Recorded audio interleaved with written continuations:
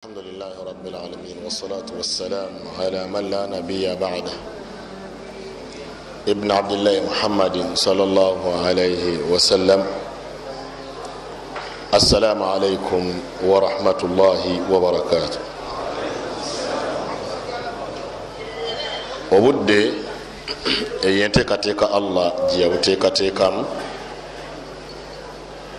tekikubeerera mu mbeera ya ndowooza nti obudde butusazeeko. Yenteekateeka Allah gye yateekateeka. Faida gye twagala tufune mu dakiika nga 3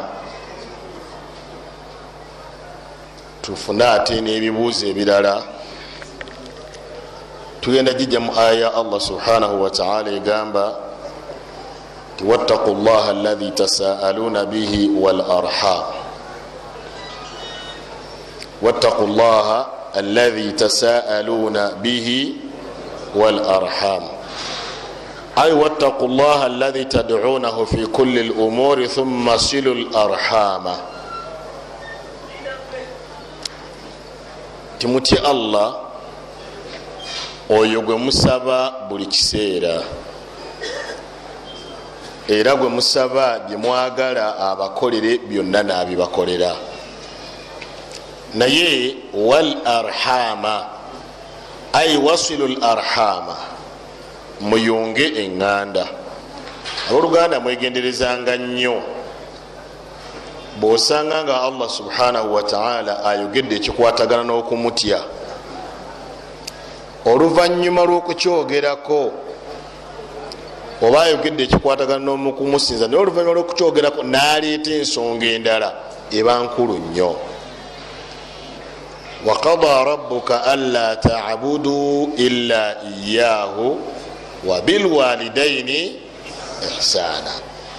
Kati wegendereza ensonga ezo nga zaagala arhama ne walidaini byagala okusemberegana, ojja kusanga nga Allah buli lwayogera ku mbeera ey'okumutya ebintu byazzaako bitera okwagala okufaanagana.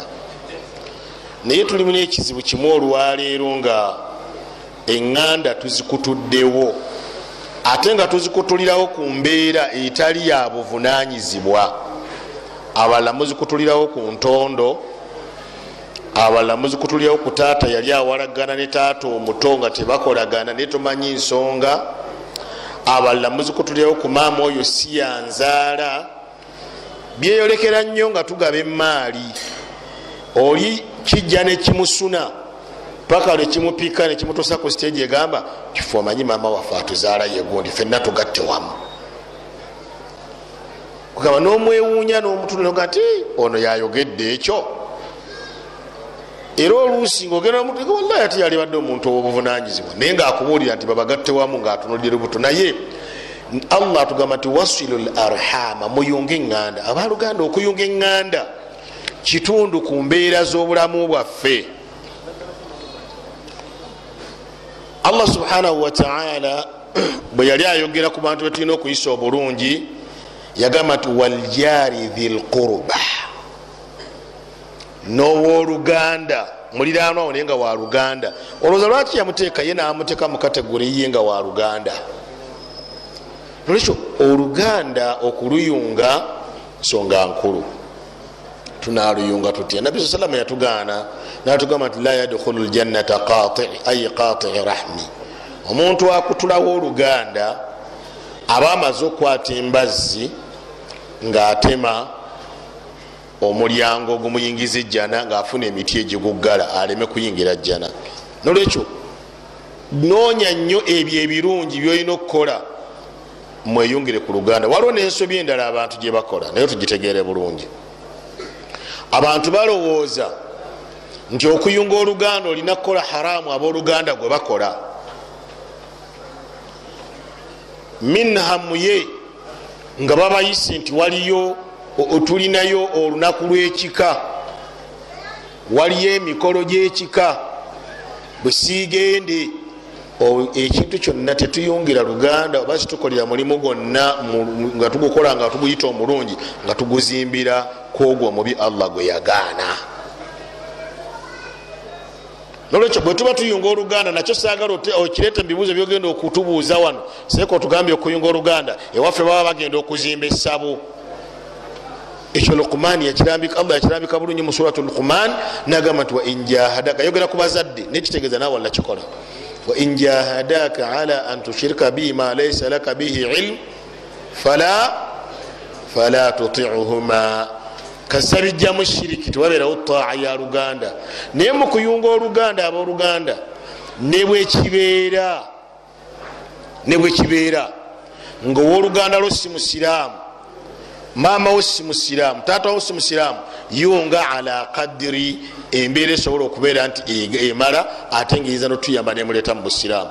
Asma binti Abibakar radiyallahu ta'ala anha yalina maama we, nagamba nabbi sallallahu alaihi wasallam gandi ya Rasulallah, nina maama wange naye maama si musiraamu, nkole ntya? afa aswiluha, muyunge? nabbi namugamba swili ummak, yunga wakati wo ne maama wo. amakulu togulawo mpalana, togulawo nkayana, togulawo nyombo, wabula mu ebyo ebiri mu nsalosalo ezitalimu kujemera Allah. beba birimu okujemera Allah fala nedda. Nabi sallam atugamba mu hadithi muti arrahim tahta arshi rrahman, oluganda luli wansi wa namulondo ya Allah subhanahu wa ta'ala. taqulu man wasalani asiluhu wa man qata'ani aqta'uhu, lulangirira buli lunaku ku makya n'olweggulo ti man wasalani, omuntu wanyunga, omuntu bwagatta wakati wange, wakati w'abooluganda, asiluhu nga nange muyunga, waman qata'ani aqta'uhu, ate ankutulawo nange mukutulawo. bino ebigambo byemwogera ebifunza abooluganda nabavaako kasita nazaala kati ate abaana bange bebaganda bange, nze enganda teziyamba. okuyunga oluganda si mulimu gwa kuyamba, wabula buvunanyizibwa bwo. okuyunga oluganda tokuyunga kikugenda kumulambulako nomubuuzaako, mumulowooza abantu bakayanira bingi. kyava agamba sallallahu alaihi wasallam laisa alwasila bilmukafi au bilmukafii, laisa alwasila bilmukafi wa innama alwasila idha qata'ahu wasalahu. tekitegeeza nti ayunga oluganda oba osasula musaala. okuyunga oluganda tekitegeeza kusasula musaala. abooluganda nze ajja gyendi gwengenda naye, atajja sigenda naye, gali gwogendayo ddi balyoke bagende naawe. bweoyagala bajja bwezi gyoli kyokka tosobola kgendayoko gye bali. nolwekyo ayunga oluganda tabeerawo ngaasasula musaala. kino ekyo lwaki nkibagambye, mujja ne mutusanga nga tulina baganda baffe abamu nga bononefu, abamu nga si balungi, buli omu ngaalina embeera gyalimu, n'abalungi nga mwebali. naye mukifo mulowooza nti fe tulina bawala nabuwalanyi, olaba bo batugamba muganda wuuyo mwononefu nga ye ali naye, oba mukolako ddaawo, oba mukolako ddaawa. ekyokubiri, temuyinza kulabayo ku baganda baffe balungi abo ne mubatugattako, muganda wuuyo omusajja mashallah mulungi, omubi gwolaga abantu, oyo muganda waseeka kibaato oyo mulaba, kale wallahi mutunuulire seeka bwabeera muganda wange kimuganda okukola ensobi. naye ekyo simwe musoose bakigamba nani? bakigamba nani? bakigamba Maryamu. qalu ya Maryamu laqad jiti shay'an fariya, balikomyawo webyali bikoma ti Maryamu okoze ekintu kibi nnyo, okoze ekintu kikyamu, okoze ekintu kinyiiza, okoze ekintu kyabuwemu.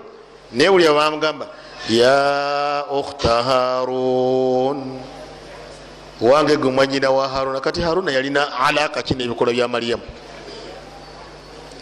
yalina ntegeragana kino Haruna yatuma Maryamu. ebyo nno kyobola nti tulina okuyunga oluganda, ogenda ogambe muganda wo nti munnange onvumya, kyusaako mu ngeri ennungi, si kumukyawa muleka bulesi, kuba omulimu gwaffe tulina okugjayo abantu mu muliro. kyekigendererwa kyaffe kyusaako. Abantu bebandaba nga nkanga badde ku kituuti wano nsomesa aye ne bakusanga ng'onywa omwenge bampisa bubi balowooza nze nkulagira. Ma kana abuki mraa sauin wa ma kanati ummuki baghiya. Olaba be bamuteekako bonna bamuteeka ku famire ye yokka. Nolwekyo bw'oyunga Oluganda nolongoosa wakati waabwe nosala amagezi agabazza gwoba weeyitaasa naawe wennyini. Abamu muli wano emiggo mugikubidde mu kibuga muno kabalooka mazi ng'obusiraamu bubatawanya naye nga muganda oba mwannyoko ku kyalo n'ennyumba gyasulasola musajja atali musiraamu togenda nayo wallahi namukya wasirinnyayo. Kino mugambe nti ekindese kiri eki sizze kulaba nti oba oli muganda wange nkimanyi naye embeera gy'olimu si nnungi Allah tajagala olwoba omaze okuluyunga.